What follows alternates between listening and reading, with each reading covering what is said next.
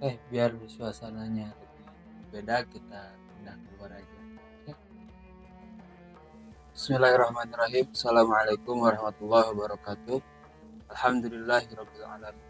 Bihi nasta'in wa ala umuri dunya. Wassalatu wassalamu ala asyrofil anbiya'i wal mursalin wa ala alihi washabbihi ajmain. Amma ba'd. Syukur milik Allah sallallahu alaihi wasallam, semoga tetap dilimpahkan kepada Nabi Muhammad sallallahu alaihi wasallam. Alhamdulillah, hari ini kita masih dalam keadaan puasa dan istirahat, kita ada dalam kelancaran, puasa kita ada dalam Allah Ta'ala. Dan senantiasa kita selalu berdoa kepada Allah agar tetap diberikan kesehatan, keselamatan, dan dijauhkan dari segala rupa musibah. Amin ya Allah. Kali ini bersama saya Ahmad Syarifudin, kita akan melanjutkan pembahasan materi tentang Bilal bin Rabah. Untuk lebih lengkapnya, simak video ini sampai dengan selesai. Setelah panjangnya kemarin perjuangan Bilal dalam mempertahankan keimanannya, sekarang kita menceritakan tentang Bilal setelah menyelamatkan hijrahnya Bilal ke Madinah. Setelah Rasulullah SAW mengizinkan sahabat-sahabatnya untuk hijrah ke Madinah, mereka segera berhijrah masuk Bilal radhiyallahu anhu. Tibanya di Madinah, Bilal tinggal satu rumah dengan Abu Bakar dan Amr. Malangnya mereka terkena penyakit demam. Apabila demamnya agak reda, Bilal melakukan berindam kerinduan dengan suaranya yang jernih. Dia perlu heran mengapa Bilal begitu mendambakan Mekah dan perkampungannya, merindukan lembah dan pegunungannya, karena di sanalah ia merasakan nikmatnya iman. Di sanalah ia menikmati segala bentuk siksaan untuk mendapatkan keridhaan Allah. Di sanalah ia berhasil melawan nafsu dan godaan syaitan. Bilal bagaikan bayangan Rasulullah SAW. Bersamaan Bilal bin Rabah dengan Rasulullah SAW selama di Madinah dengan tenang dan jauh dari jangkauan orang-orang Quraisy yang kerap menyiksanya, kini ia mencurahkan segenap perhatiannya untuk menyertai Nabi sekaligus kekasih, yaitu Nabi Muhammad SAW. Bilal selalu mengikuti Rasulullah SAW kemanapun beliau pergi, selalu bersama saat sholat maupun ketika pergi untuk berjihad. Bersamaannya dengan Rasulullah SAW barat bayangannya tidak pernah lepas dari pemilik. Suatu ketika Najasyi, Raja Habasyah, menghadiahkan 3 tombak pendek yang termasuk barang-barang paling istimewa dimilikinya pada Rasulullah SAW. Rasulullah SAW mengambil 1 tombak, sementara sisanya diberikan kepada Ali bin Abi Thalib dan Umar bin Khattab. Tapi tidak lama kemudian beliau memberikan tombak itu kepada Bilal. Sejak saat itu, selama Nabi hidup, Bilal selalu membawa tombak pendek itu kemana-mana. Ia membawanya dalam kesempatan 2 sholat Id, yaitu Idul Fitri dan Idul Adha, dan istisqa, yaitu sholat mohon hujan, dan menancapkannya di hadapan beliau saat melakukan sholat bulan Rajab. Bilal menyertai Nabi SAW dalam perang Badar. Dia menyaksikan dengan mata kepalanya sendiri bagaimana Allah memenuhi janjinya dan menolong tentaranya. Dia juga melihat langsung tewasnya para pembesar Quraisy yang pernah menyiksanya dengan hebat. Dia melihat Abu Jahal dan Umayyah bin Khalaf tersungkur berkalang tanah ditembus pedang kaum muslimin, dan darahnya mengalir deras karena tusukan tombak orang-orang yang mereka siksa dahulu. Pemimpin kekafiran mati tertusuk oleh pedang-pedang Islam sebagai balasan buat Bilal yang teriak, "Ahad, ahad."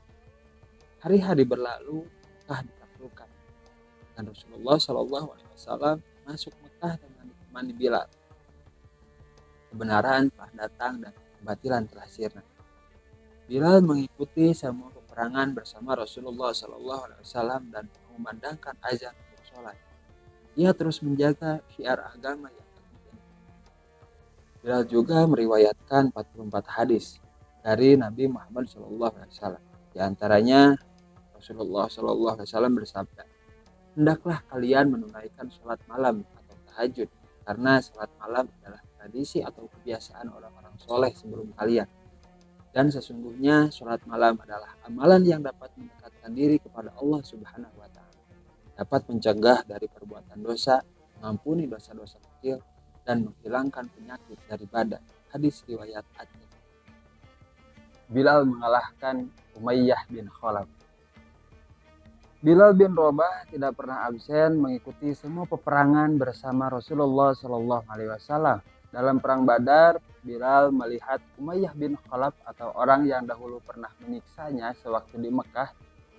Saat melihat Umayyah, ia berujar, "Aku tidak akan selamat jika Umayyah selamat." Kemudian ia meminta beberapa orang pasukan kaum muslimin untuk membunuh Umayyah. Ketika itu Umayyah sedang meminta perlindungan kepada Abdurrahman bin Auf karena di antara mereka terikat sebuah perjanjian lama. Bilal akhirnya berhasil membunuh Umayyah berkat pertolongan beberapa orang pasukan kaum muslimin, dan Abdurrahman juga mengalami luka-luka. Tentang Bilal, Rasulullah SAW mengatakan, Bilal adalah seorang penunggang kuda yang hebat dari kalangan Habasyah. Hadis riwayat Ibnu Abi Syaibah dan Ibnu As-Sakir.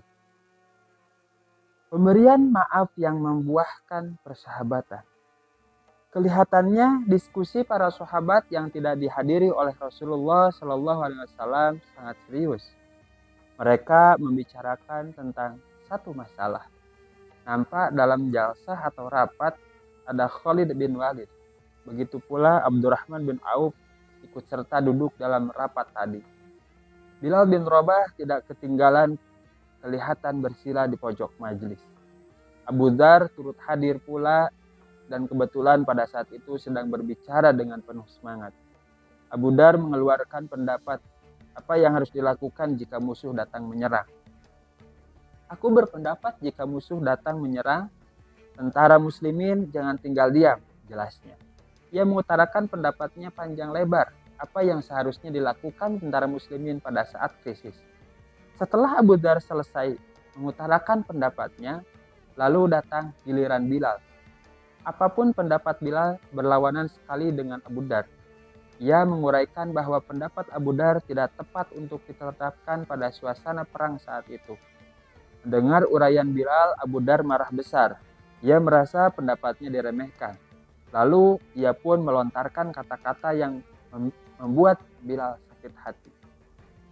"Beraninya kau menyalahkan pendapatku, hai anak orang hitam," kata Abu Dzar dengan sengit.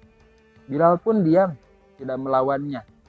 Lalu bangun dari tempat duduknya dan berkata, "Demi Allah, aku akan adukan hal ini kepada Rasulullah SAW." Dengan rasa kesal, berangkatlah Bilal ke rumah Rasulullah SAW. Setibanya di sana, ia mencurahkan isi hatinya kepada beliau. Ia menceritakan apa yang terjadi terhadap dirinya atas penghinaan yang dilontarkan Abu Dzar. Berubahlah wajah Rasulullah SAW mendengar aduan Bilal. Lalu beliau berdiri dan segera pergi menuju ke tempat di mana Abu Dzar berada. Tapi beliau tidak masuk. Beliau hanya lewat dan langsung pergi ke masjid. Melihat Rasulullah SAW lewat menuju masjid, Abu Dzar pun langsung menghampirinya. Ia tahu persis bahwa beliau marah kepadanya. Setelah Abu Dzar memberi salam, Rasulullah SAW berkata kepadanya, "Wahai Abu Dzar, kamu telah menghina Bilal dan menghina asal-usulnya. Ketahuilah, wahai Abu Dzar, sesungguhnya kamu asal-usulnya adalah orang jahiliyah sebelum Islam." Abu Dzar merasa terpukul dan menyesal sekali. Ia menangis di hadapan Rasulullah SAW minta maaf atas kesalahannya. "Wahai Rasulullah, maafkan kesalahanku dan mintalah kepada Allah ampunan atas doaku," ujarnya. Lalu ia pun keluar sambil menangis dan segera menemui Bilal di luar. Ia merangkulnya meminta maaf. Namun Abu Dzar tidak hanya minta maaf. Ia lalu menempelkan sebelah pipinya di atas tanah di muka kaki Bilal seraya berkata, "Demi Allah, wahai Bilal, aku tidak akan angkat pipiku dari atas tanah sehingga kamu injak pipiku yang sebelah lagi dengan kakimu. Demi Allah, sesungguhnya kamu orang terhormat dan aku yang terhina." Subhanallah, subhanallah. Apakah Bilal rela menginjak pipi Budar dengan kakinya? Mustahil. Mustahil ia rela menginjaknya. Kalau begitu, apa yang dilakukan Bilal pada saat itu? Ia dekatkan mukanya ke pipi Abu Dar, lalu menciumnya berkali-kali. Kemudian diangkatnya dari tanah. Mereka berdua berpelukan dengan penuh kasih sayang dan tangisan.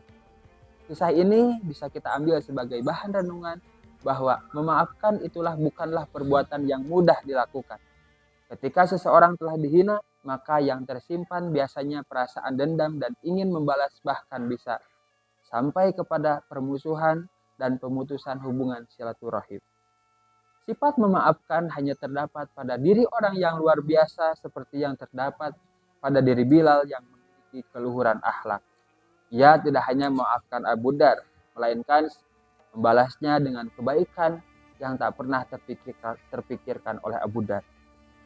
Dan dari kisah ini juga bisa diambil hikmahnya bahwa perilaku rasis atau menjelekan suatu kaum atau menjelekan suatu ras itu tidak disukai oleh Rasulullah.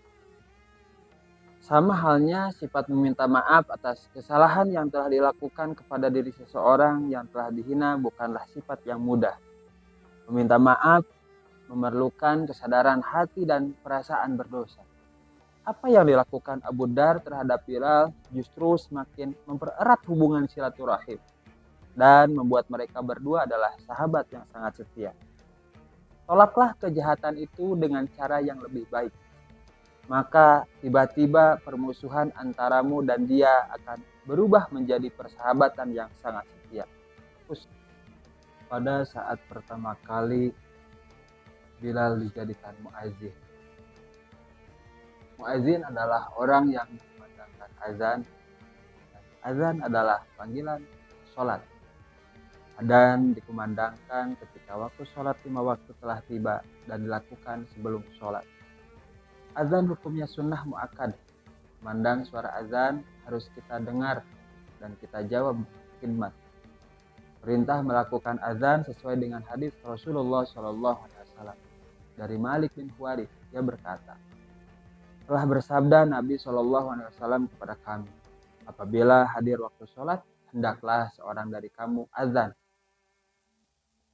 Suara muazin setidaknya nyaring dan merdu agar orang-orang mendengar merasa tertarik dan tergerak hatinya. Muazin yang mengumandangkan azan melakukannya dengan berdiri dan menghadap ke arah kiblat. Awal mula azan dikumandangkan ketika pada saat itu merupakan azan adalah seruan tanda waktu sholat telah tiba, sampai sekarang pun sama. Pada awalnya untuk mengetahui jam sholat, umat Islam menjalankan dengan terlebih dahulu menentukan waktu, kemudian berkumpul untuk sholat. Namun karena menyulitkan, akhirnya Rasulullah SAW berpikir untuk memanggil umat menggunakan terompet. Namun Rasulullah SAW sendiri tidak menyukai ide ini, karena orang Yahudi juga menggunakan cara yang sama. Akhirnya disepakati panggilan azan ketika memasuki jam sholat dilakukan dengan tepukan tangan.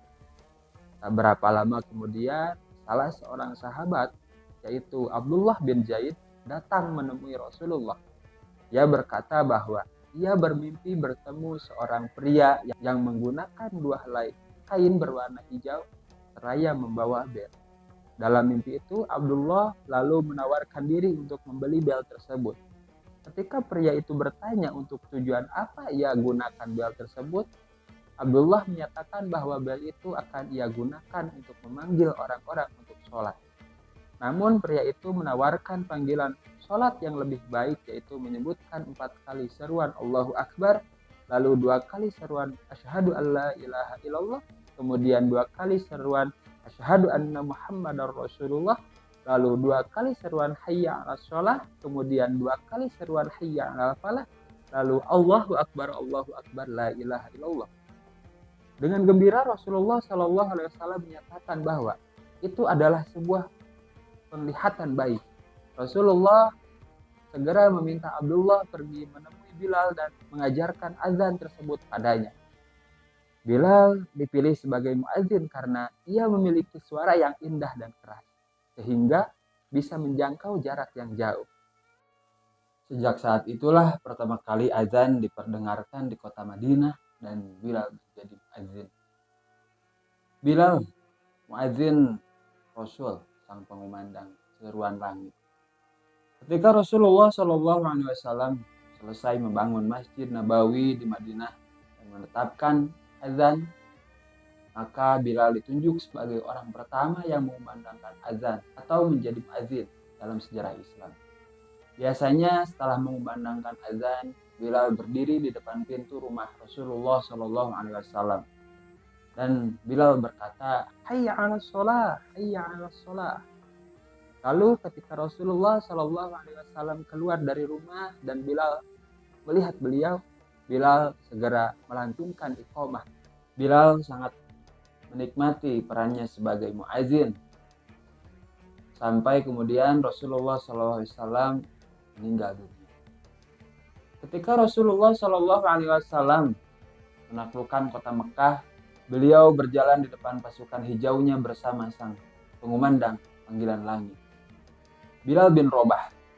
Saat masuk ke Ka'bah, beliau hanya ditemani oleh 3 orang, yaitu Utsman bin Tolhah, pembawa kunci Ka'bah Utsman bin Zaid, yaitu yang dikenal sebagai kekasih Rasulullah SAW, dan putra dari kekasihnya, dan Bilal bin Rabah, muadzin Rasulullah SAW.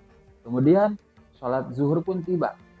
Ribuan orang berkumpul di sekitar Rasulullah SAW, termasuk orang-orang Quraisy yang baru masuk Islam pada saat itu.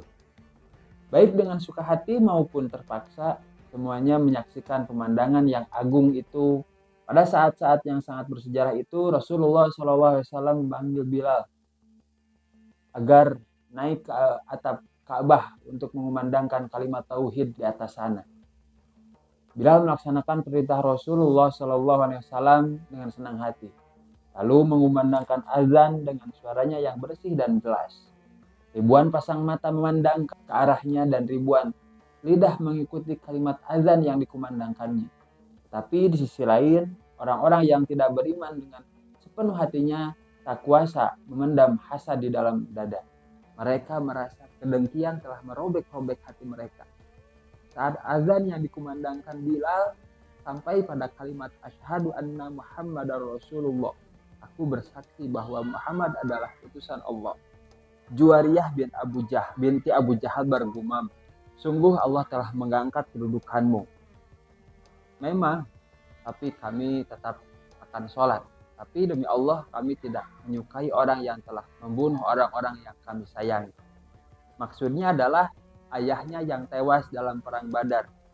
Khalid bin Usaid berkata, aku bersyukur kepada Allah yang telah memuliakan ayahku dengan tidak menyaksikan peristiwa hari ini. Kebetulan ayahnya meninggal sehari sebelum Rasulullah SAW ke kota Mekah. Sementara Al-Harith bin Hisham berkata, sungguh malang nasibku. Mengapa aku tidak mati saja sebelum melihat Bilal naik ke atas Ka'bah? Al-Hakam bin Abu Al-Ash berkata, demi Allah ini musibah yang sangat besar. Seorang budak bersuara di atas bangunan ini yaitu Ka'bah.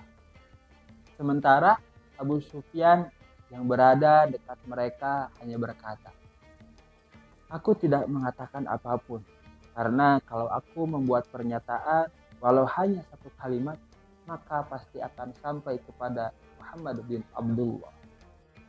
Sekian video kali ini, mudah-mudahan bermanfaat untuk kita semua. Masih panjang kisah Bilal menemani bersama Rasulullah SAW. Kemudian mudah-mudahan apa yang ada dalam kisah ini menjadi suri tauladan bagi kita. Mohon maaf apabila salah kata. Kita lanjutkan kembali nanti di video selanjutnya tentang Bilal bin Rabah. Terima kasih. Mohon maaf. Assalamualaikum warahmatullahi wabarakatuh.